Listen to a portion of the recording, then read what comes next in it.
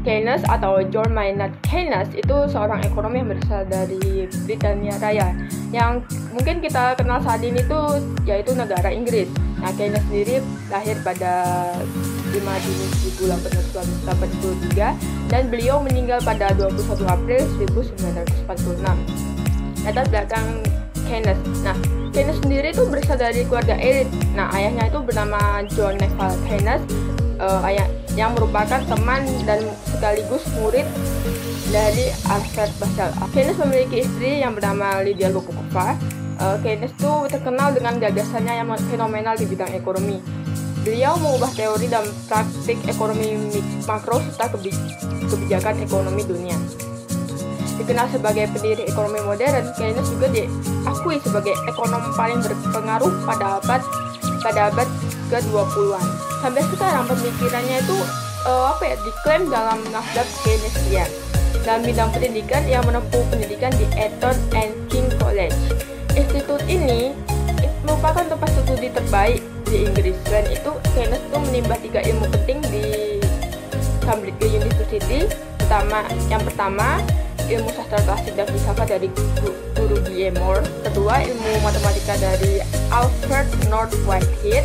Dan yang terakhir, ilmu ekonomi dari Alfred Marshall. Nah, setelah menekuni karirnya di bidang sipil, pada tahun 1908, Keynes itu kembali ke Cambridge untuk mengajar ekonomi.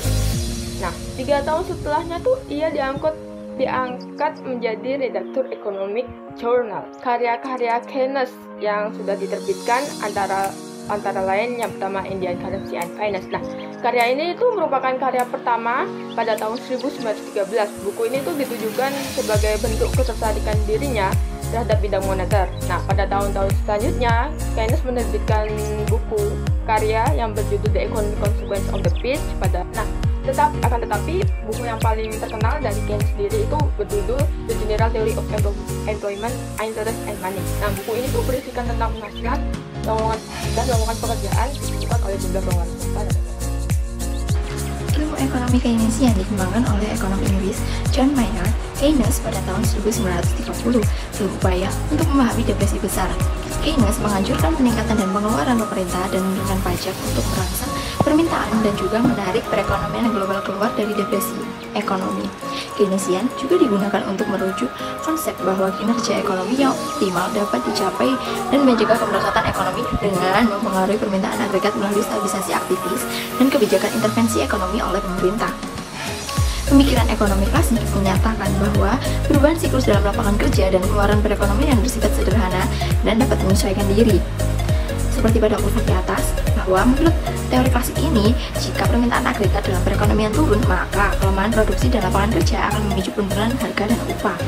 Lalu, menurut ilmu ekonomi Keynesian membantah bahwa anggapan yang dianut oleh beberapa ekonom bahwa upah yang lebih rendah dapat memulihkan lapangan kerja penuh dengan menyatakan bahwa pengusaha tidak akan menambah karyawan untuk memproduksi barang yang tidak dapat dijual karena permintaan lemah.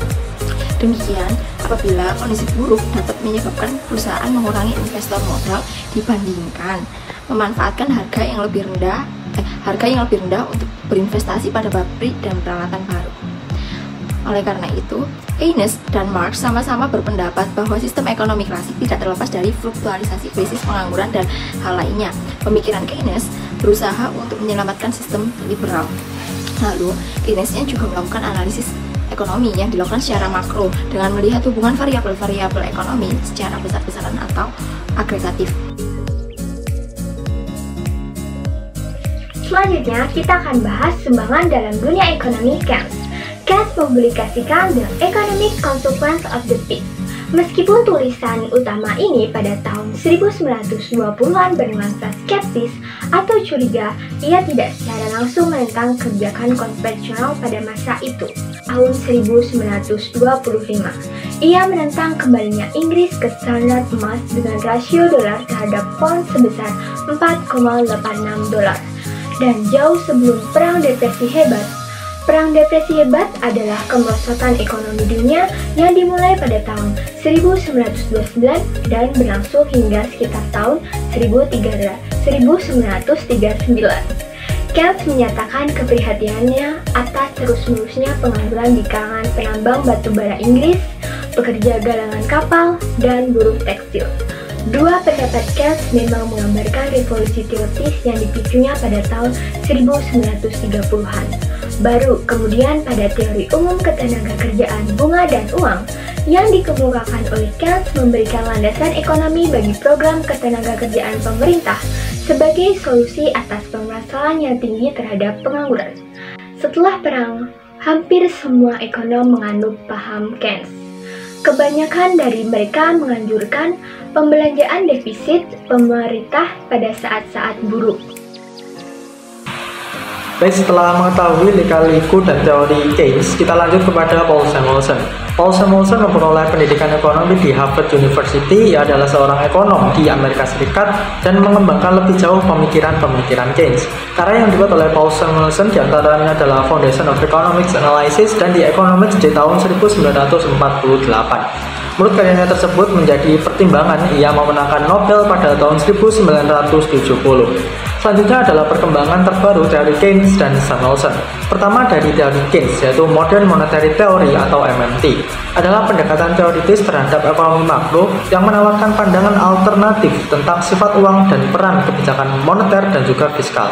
Meskipun banyak ide dasar MMT yang kita ketahui salah satunya bersumber dari John Maynard Keynes, MMT memperkenalkan prinsip functional finance yang mengatakan bahwa pemerintah harus memusatkan kebijakan fiskal pada hasil yang diinginkan, bukan pada keseimbangan anggaran. Pemerintah bisa mengontrol masalah ekonomi klasik seperti inflasi, penggunaan uang fiat. MMT berasumsi bahwa pemerintah bisa mencetak uang untuk mendorong ekonomi tumbuh, selanjutnya menerapkan beberapa strategi agar tetap terhindar dari inflasi tersebut. Yang kedua adalah penanggulangan pandemi COVID-19. Meskipun fokus utama Keynes pada bidang fiskal, ia juga mengakui pentingnya kebijakan moneter, yakni penurunan suku bunga, pelonggaran kuantitatif, merupakan cara untuk meningkatkan likuiditas dan mendorong pinjaman dan juga investasi. Yang terakhir dari Paul Samuelson, yakni multiplier dan akselerator. Kebijakan ini mendorong pengembangan infrastruktur dengan mengakselerasi penyelesaian pembangunan besar di beberapa negara.